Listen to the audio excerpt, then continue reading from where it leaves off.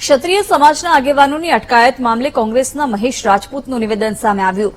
તેમણે કહ્યું કે અટકાયત કરાયેલા યુવકો ઉપર ખોટી કલમ લગાવાઈ છે। પુતળા દહનમાં જાહેરનામા ભંગનો ગુનો દાખલ થવો જોઈએ, પરંતુ ક્ષત્રિય યુવકો ઉપર પ્રોપર્ટી એક્ટનો ગુનો દાખલ કરાયો છે। જ્યારે સરકારી મિલકતને નુકસાન થાય ત્યારે પ્રોપર્ટી એક્ટની કલમ લગાવાઈ છે।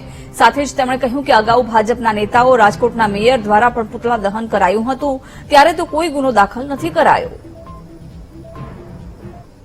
કે રાજકોટની અંદર ગઈકાલે જે પુતળા દહન થયું એની અંદર રાતે 2 વાગે 1 થી 2 ની વચ્ચે રાજપૂત સમાજના યુવાનોને ઉપાડી અને પોલીસ સ્ટેશને લઈ ગયા।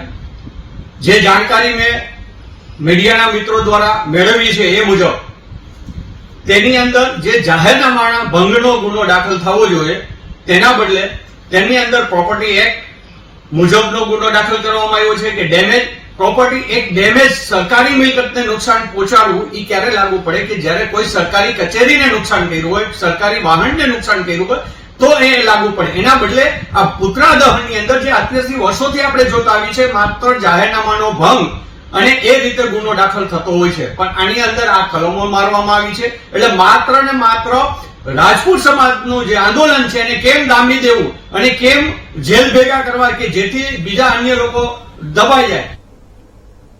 જમ્મુ શ્રીનગર